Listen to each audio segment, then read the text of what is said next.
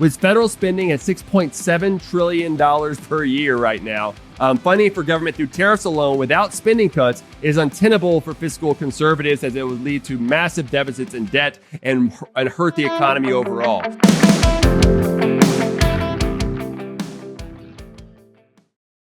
Hello, welcome to episode 67 of This Week's Economy. I'm your host, Dr. Vance Ginn. Thank you for joining me again today. Today, we're continuing to explore key national and state economic issues, including information on the recent state and local or state level employment report, Texas energy, school choice, the presidential debate, and much more. Let's jump into it. So the first thing I wanted to talk about today was the Bureau of Labor Statistics. They released their state employment and unemployment report. And as you might expect, the red states led the way. Texas had 41,800 jobs added in the month of May that brought the unemployment rate down to 3.9%. That was an increase from month over month of 0.3% in job growth. If you look over the last year, the state added 316,700 jobs, which was a 2.3% growth rate.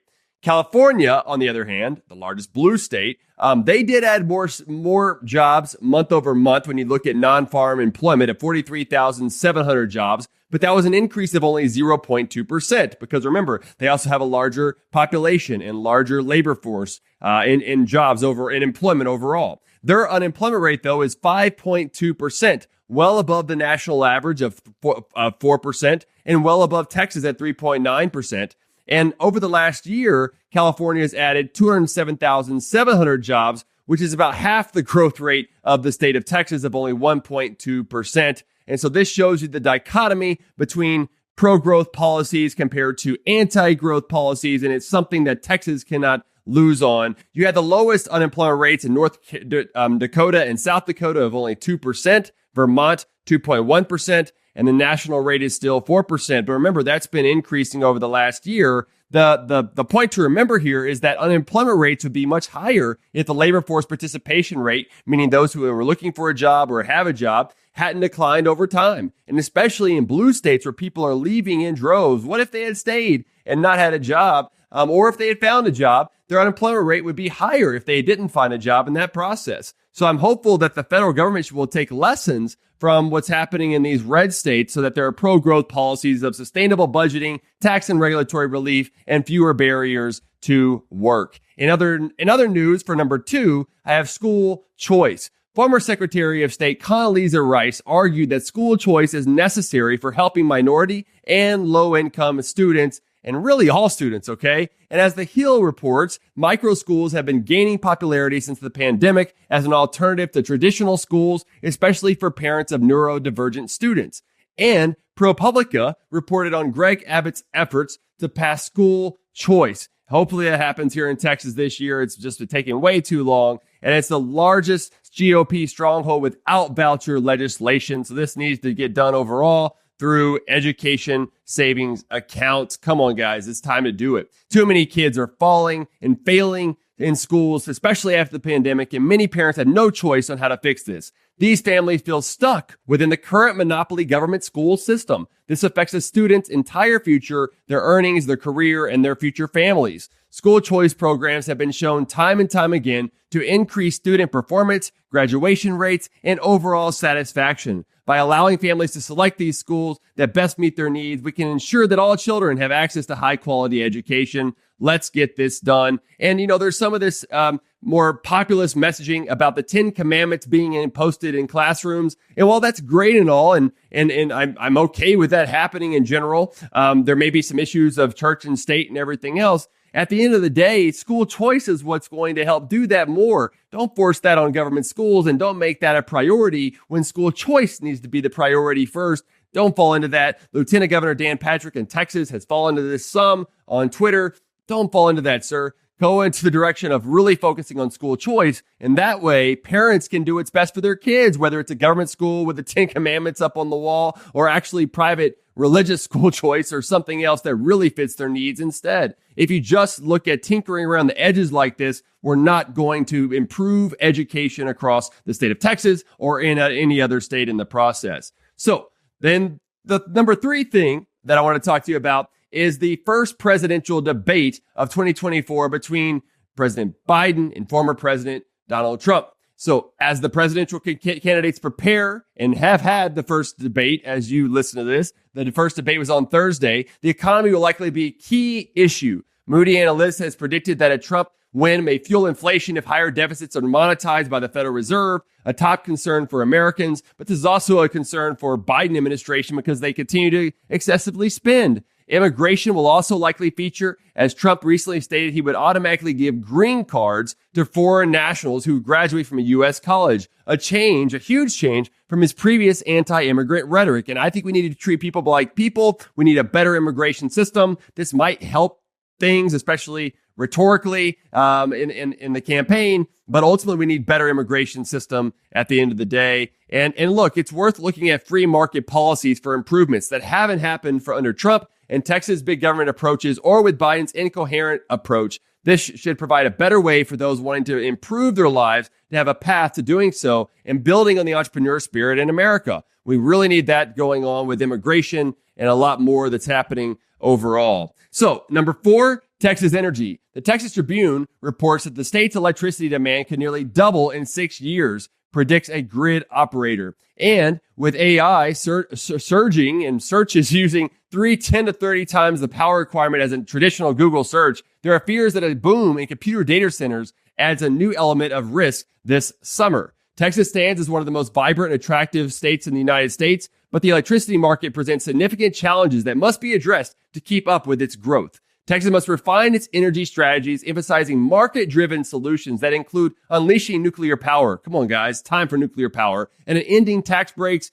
and low-interest loans that they've been trying to prop up certain projects, especially natural gas projects. We need a level playing field instead. One thing to think about is getting rid of the severance taxes on oil and gas production. That would be a good way to remove government intervention in that market and allow for more opportunities for production of reliable energy instead. By championing policies that reduce government involvement and promote market activity, Texas can strengthen its infrastructure to support its growing population and sustain its status as the beacon of prosperity and freedom. In other news, and I mentioned this a little bit last week, but the federal debt will surge to $56 trillion in 10 years. The Business Insider reported about this new CBO, Congressional Budget Office statement that came out recently where they look at their updated projections and everything. And Congress is continually overspending and has resulted in more than $34 trillion in national debt, which is hurting Americans and households and businesses. And this overspending has a trickle-down effect and requires government to raise taxes on citizens or come at it through the hidden tax of inflation. And even more so, we're seeing higher interest rates in the process. This hurts the potential of entrepreneurs to grow businesses, for individuals to have their families, and leading to uncertainty in the burden of high taxes paid by American households, which hurt the potential for economic growth. It's just a bad situation overall. Number 6 here is Supreme Court. That was number 5. So number 6 is the Supreme Court ruling on government censoring free speech. The 6-3 decision by the Supreme Court in Murphy versus Missouri, also known as Missouri versus Biden, is unfortunate, and Congress should address this issue as soon as possible. The ruling determined that the plaintiffs lacked standing, thereby allowing the federal government to continue pressuring social media companies to suppress speech. Justices Alito, Thomas, and Gorsuch dissented, recognizing the critical issue at stake. This decision underscores a troubling dynamic where the government wields undue influence over private online outlets, stifling free speech. While it's essential to acknowledge that private companies have the right to moderate content to ensure their profitability and competitiveness in today's competitive environment, government interference in these processes pose a significant threat to the principles of free speech. Number 7, could Trump replace income tariffs with tariffs? Income taxes with tariffs? The short answer is no. Replacing income taxes with tariffs is not feasible without substantial federal spending cuts, which Trump hasn't proposed. Let's consider the facts. In 2023, America imported $3.9 trillion in goods and services, and $3.1 trillion of those or just in goods imported? That's really the part that you're having the tariffs, the tax that's on Americans. Americans paid $2.2 trillion in personal income taxes to the federal government in 2023. To replace income taxes with tariffs, a 71% tariff rate would be needed to collect the same revenue instead of the 10% across the board tariff rate that Trump has mentioned so far. This could lead to significant decline in imports, economic disruptions, and potentially less tax revenue, especially considering all the other things that are going on here and the past impacts of Trump's tariffs, which didn't result in what he had intended. With federal spending at $6.7 trillion per year right now, funding for government through tariffs alone without spending cuts is untenable for fiscal conservatives, as it would lead to massive deficits and debt and hurt the economy overall. Ultimately, to me, tariffs are an inefficient form of consumption tax, distorting trade and shifting the tax burden indirectly. They might make for good politics, but result in poor economics and policy. A more sustainable path involves significant spending cuts and a simpler tax system, such as a final sales tax or a flat income tax, rather than relying on tariffs.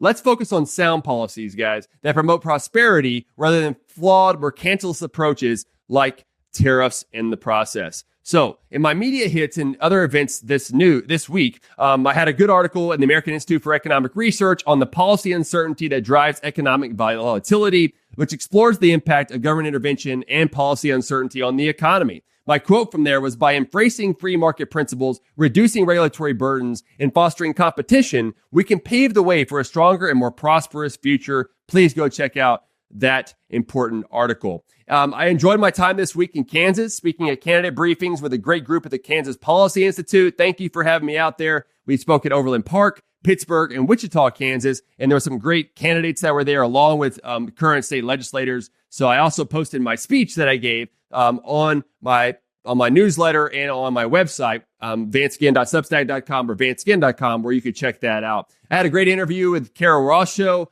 talking about Louisiana, the economy, and FDIC, and much more. And on the Let People Prosper show this week, you don't want to miss it. I had a great conversation with Dr. Veronique de Rugy about immigration and letting people or treating people like people. This is something that I hope everyone will listen to. And even if you're suspicious of immigration or don't like immigration, I hope you'll listen to this. Maybe you might have a different perspective. And I hope you would anyway. And really think about how we should move forward is something that I hope all of us can consider, because it really is about people trying to prosper, improve their lives at the end of the day. This upcoming Monday's episode of the Let People Prosper show will be with Stephanie Slade of Reason. She's the senior editor at Reason, and she does a lot of other things. But we talk about fusionism, liberalism versus liberalism versus illiberalism, and why we should celebrate liberty on Independence Day. Apparently, I can't say illiberalism very often, so you don't want to miss that episode. The quote of the week is by another one of my favorite economists, Ludwig von Mises. And this quote is, quote, if one rejects laissez-faire, free markets, on account of man's fallibility and moral weakness, one must for the same reason also reject every kind of government action, because those are men too. They have the same issues, all right? The quote, and then the Bible verse of the week is from 2 Corinthians 4:18. So we fix our eyes not on what is seen, but what is unseen. Since what is seen is temporary, but what is unseen is eternal. Amen. I appreciate that. As an economist, the seen versus the unseen, Frederick Bastiat's with the law. But even in the Bible, guys, is talking about this. Guys taught us this so many times, and in my life and in yours. And let's really focus on that, because it's really so important. Please like, subscribe, and share this episode. For more insights about me, my work, and ways to connect with me about researching, presenting, or assisting you in some way, visit vanceginn.com. And remember, you can find all the show notes at vanceginn.substack.com in the process, and try to get a paid subscription. That would really help me out with all these episodes as well. And until next time, let people prosper.